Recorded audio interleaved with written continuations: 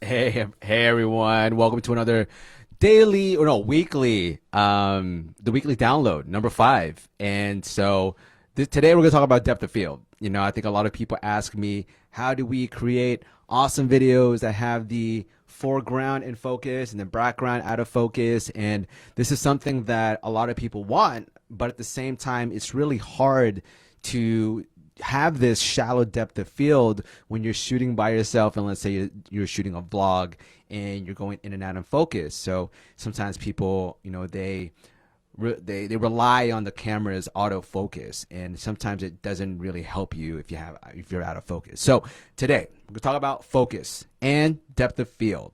And I really just want to help you out because a lot of people out there have videos that are out of focus, and trust me, I'm the same way because I've done online courses, sometimes these webinars. Luckily, these webcams autofocus, but I've done some video sales letters and some videos that are out of focus, and it's because I rely too much on peaking. So let's talk about actually peaking. Peaking is the feature on your camera. It depends on what kind of camera you have. Some cameras have this option in your camera to show you if your subject is in focus. And you can pick the color. Sometimes it's green, blue, red. And when you focus on a subject, you'll see more red on the outlines of your picture. And if you know what peaking is, you'll understand what I'm talking about. If not, it helps you figure out if your subject is in focus by using red or colored lines. And I used to use this a lot, and it's very helpful for beginners out there because it'll give you some sort of guide on whether or not your subject is in focus. Now, you can't rely on peaking too much, because sometimes with the peaking, it's really just looking at the mathematical, algorithm within the camera, whatever it is in the camera, where it's like it's figuring out the contrast, but not really the focus, because it's looking at different pixels and if it's if it's sharp enough. Yet sometimes it's not that accurate.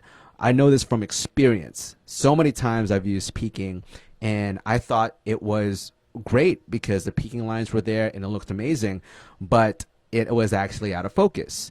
And so that comes back to depth of field. Now, peaking is a great way for you to have a guideline or some sort of help with focus, but sometimes you need to close down your aperture and get a deeper depth of field so you don't worry about being out of focus. And I'm talking about this because yesterday I had a food video ad shoot in my house. I was just doing it by myself, and I had moments where I was getting really macro or really close up, and I couldn't get the amount of focus that I wanted because I was really close up. So the more macro or longer lens, or actually not even longer lens, the closer you are to your subject and the more zoomed in you are, you're going to have more shallow depth of field. And the more wide your lens is, you're going to have a deeper depth of field. Now, when you're trying to get very macro into a shot like food, sometimes you do want shallow depth of field to show the depth, to show the different layers or foreground and background in your food to make it look cool. Although you would want to also have some space where it is mostly in focus. Now, when I was young in the film game, I used to love just opening up my lens to 1.8 or 2.8 and enjoying the shallow depth of field. Then I've learned that lenses are actually better if you're 4 stops from your limit. So a 2.8 looks better if it's a 4.5 and a 5.6. You're 4 stops up. Same thing with a 1.8. So 1.8 would be around like a 4 or a 3.5, I think. I'm probably wrong on that one. Anyways, you want to really look at your depth of field as a stylistic choice, but also as a functionality choice. What if you are filming yourself like a vlog and you don't have anyone else to look at you? Or even if there is someone behind the camera, do you want them to always pull focus? Do you still want to be in focus when you're moving back and forth? I've done a lot of, like I said, online courses where I thought I was in focus from the peaking on my Atomos Ninja Inferno, and looking in post, it was not in focus. So sometimes you have to sacrifice the shallow depth of field and have more of a deeper depth of field, but not so deep that everything's in focus.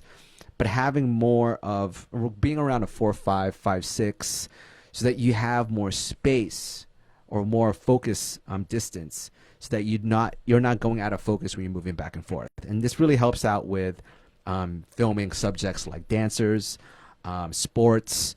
You really have to figure out how much distance you need to be away from the subject to be in focus, and how much they need to be moving around in that focus field.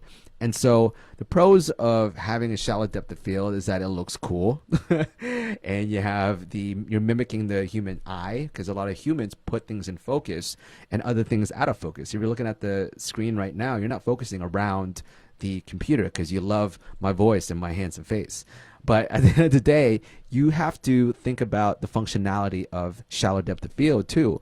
Because sometimes if you want to have, let's say, a vlog and you want to be in focus, you should be stopping down a little bit so you can be at a 4.5 or 5.6 or above, so you don't have to worry about pulling focus. And that's the same thing if you're shooting other subjects that are moving. So those are the pros and cons of shallow depth of field. And for deep depth of field, those are cons for that as well.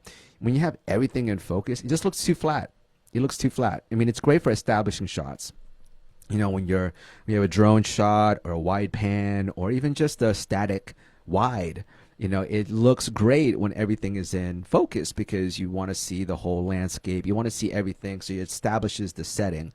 Though there are times where if you have like an interview or yourself or a vlog and you're flat and it looks flat from a deep depth of field, it just looks like a flat picture. It just doesn't, you're not focusing on the subject. You're probably focusing on the background, what's happening in the background. You can see someone just got in a car crash, or you can see someone has a bunch of Amazon boxes in the back. So I think that when you look at the ways to utilize depth of field, especially deep depth of field, there are ways that you can use it for establishing shots and wides. And even if you do want to be out and about and capturing a concert and you want people to notice the people in the background, that's where you can use it. But sometimes if you want to just focus on one person or a single thing, that's why you use shallow depth of field. And that's why in deep depth of field, it lacks the focus. You can't direct someone's focus onto a subject. So those are the pros and cons of shallow depth of field and deep depth of field, and ways that you can go around it and situations where you should use it.